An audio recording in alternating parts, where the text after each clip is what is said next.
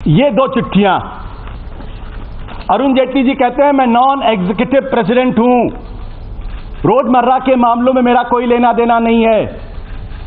ये clearly establish करता है कि नॉन एग्जीक्यूटिव प्रेसिडेंट नहीं थे, उनको हर मामले की जानकारी थी, छोटा हो या बड़ा।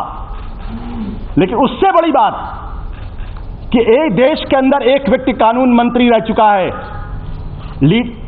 सांसद रह चुके हैं, और जब वो चिट्ठी लिख रहे थे तो लीडर ऑफ अपोजिशन राज्यसभा में थे। वो जांच को, भ्रष्टाचार के मामले के जांच को प्रभावित करने की कोशिश कर रहे थे, अपने पद का दुरुपयोग कर रहे थे, और जांच को प्रभावित करना अपने आप में क्रिमिनल ऑफेंस है। अरुण जेटली जी अब देश के वित्त मंत्री हैं। जब वो विपक्ष में थे तब डीडीसीए भ्रष्टाचार घोटाले की जांच ना हो, ये उन्होंने इंश्योर कराने की कोशिश की है। आज वो देश के वित्त मंत्री हैं, दिल्ली पुलिस सीधे केंद्र सरकार के अंडर में आती है। वैसी स्थिति में वो क्या कर सकते हैं, आप इस बारे में सोच सकते हैं और समझ सकते हैं। इसलिए हमारा ये मानना यह है कि अरुण जेटली जी से आज हमारे 5 सवाल हैं। पहला सवाल मैं पढ़ देता हूं। Mister Arun Jaitley, is it not a fact that you misused your position as leader of opposition of Rajya Sabha to pressurise Delhi police?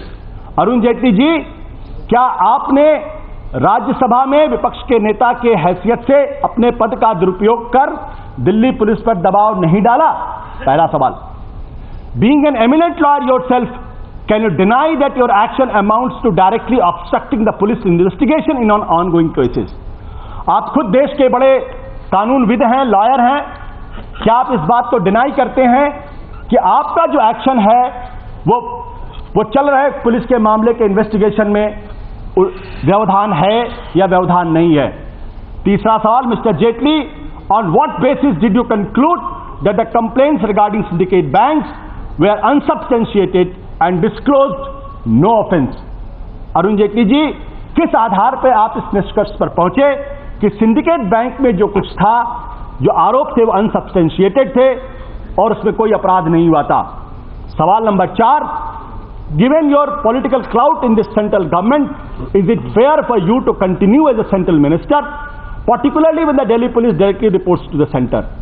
आपका जो राजनीतिक हैसियत है सेंट्रल गवर्नमेंट के अंदर, क्या ऐसे में कहना उचित नहीं होगा कि सेंट्रल मिनिस्टर आपके रहते हुए, खासतौर पर ऐसे वक्त जब दिल्ली पुलिस सीधे केंद्र सरकार को रिपोर्ट कर रही हो, क्या आपका पद पर बने रहना उचित होगा?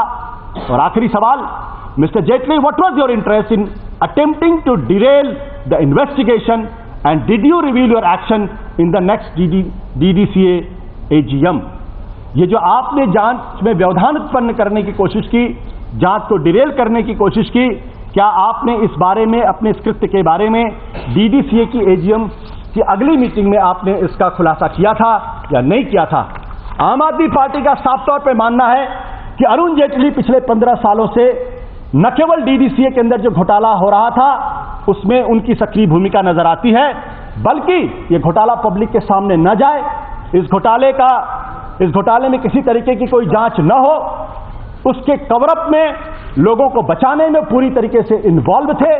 ये दोनों चिट्ठियां इस बात को उजागर करती हैं, क्योंकि 2 चिट्ठियां जो हमारे हाथ में, न जाने ऐसी और कितनी चिट्ठियां होंगी, हम लोग उसका भी पता लगाने की कोशिश कर रहे हैं।